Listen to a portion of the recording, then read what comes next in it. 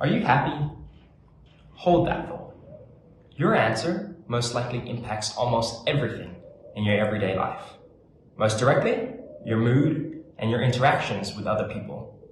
Less directly, yet more important in a global setting, is your contribution to society and how hard you work. Economic indicators crop up in the news all the time, and for good reason.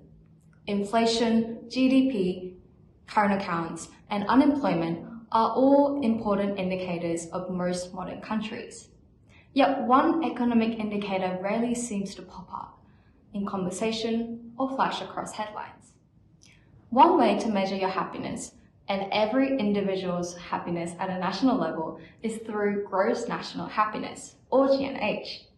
GNH measures the well-being of a country like GDP, yet it's far more multidimensional, accounting for 9 domains and 33 indicators, which include things like health, education, psychological well-being, and cultural diversity. Countries that lead the way in GNH include Finland, Iceland, and Denmark, and Bhutan, and Australia ranks 9th. We've mentioned some indicators before, so what's the need for GNH? It's important to note that measures like happiness can't replace indicators like GDP. At the end of the day, economic development is important for alleviating poverty and meeting basic human needs. Yet, pure pursuit of the economy can result in often less than desirable traits, such as increased inequality, environmental degradation, and dismissal of important things like family, friends, and community. To truly improve the living standards of a country, we need to look at factors other than just the income and how they affect society's well-being. Now you might be wondering, but how do we actually go about measuring happiness?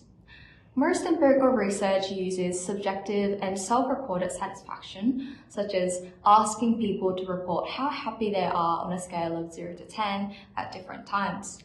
Other methods include U-index, experience sampling, day reconstruction, and even brain imaging.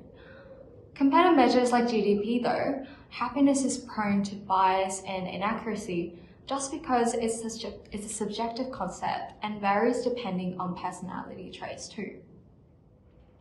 It's true that people in general are happier when they have a higher income.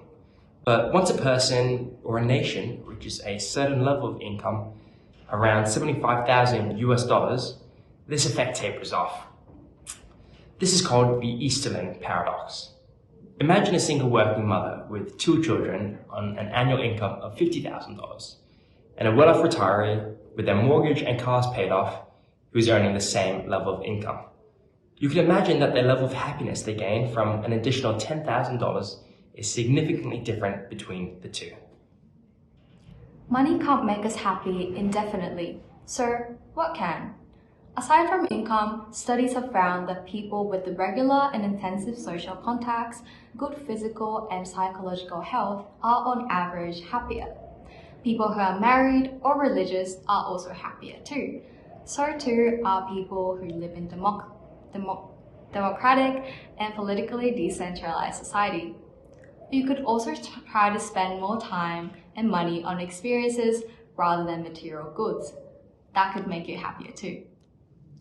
Clearly, happiness is a reflection of many factors, offering an alternative yet invaluable way of understanding the well-being of an individual and economy.